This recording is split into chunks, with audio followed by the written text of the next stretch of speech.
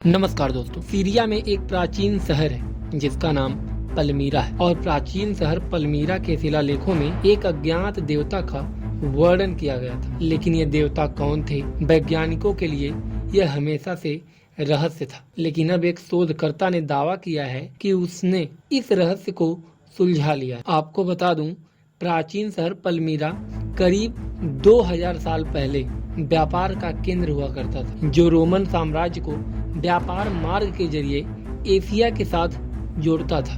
Polish सरकार की site यानी कि साइंस इन पोलैंड के मुताबिक पलमीरा में कई शिलालेखों में इस गुमनाम देवता का उल्लेख किया गया है। इस देवता को ब्रह्मांड के स्वामी और दयालु के नाम से भी जाना जाता है। इनमें से कई शिलालेख करीब 2000 साल से भी पुराने हैं। इस रहस्य को सुलझाने के लिए पोलैंड में वोक्रला यूनिवर्सिटी की एक शोधकर्ता एलेक्जेंड्रा कुबियाक श्राइडर ने पलमायरा के शिलालेखों की तुलना मेसोपोटामिया में पाए गए शिलालेखों से की, जो कि पहली सहस्त्र शताब्दी ईसा पूर्व के हैं। तुलना करने पर शोधकर्ता एलेक्जेंड्रा कुबियाक ने पाया कि मेसोपोटामिया में पूजे जाने वाले देवताओं को भी उन्हीं नामों से जाना जाता था जिन नामों से पलमीरा के गुमनाम देवता को जाना जाता था। जैसे कि आपको बता दूं, बेल मर्दुक बेबीलोन के सबसे बड़े देवता को भी दयालु कहा जाता था और दुनिया के स्वामी भी ब्रह्मांड के स्वामी के जैसा ही नाम है, जिसका इस्तेमाल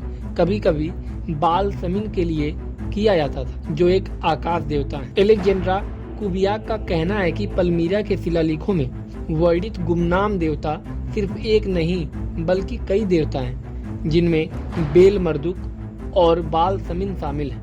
उन्होंने यह भी कहा कि लोगों ने देवताओं को सम्मान देने के लिए उनके नामों का इस्तेमाल नहीं किया। उन्होंने कहा कि जब लोग देवों का आह्वान करते हुए शिलालेख लिख रहे थे तो उनकी प्रार्थना हमेशा किसी एक देवता तक नहीं पहुंच रही थी, बल्कि किसी ऐसे देवता के पास पहुंच रही थी जो उनकी प्रार्थना को सुनता था। यानी कोई एक गुमनाम देवता नहीं था, बल्कि हर वो देवता था जो उनकी प्रार्थना सुनता था और वही प्रशंसा का पात्र होता था। एलेक्जेंड्रा कुबियाक श्राइडर ने अपने शोध के नतीजे हाल ही में अपनी ही एक ईबुक में प्रकाशित किए हैं। दोस्तों, पलमीरा के शिलालेखों और मेसोपोटामिया से इसके कनेक्शन के बारे में आपका क्या कहना है? कमेंट बॉक्स में जरूर बताएं। मिलते हैं आपसे अगली वीडियो में।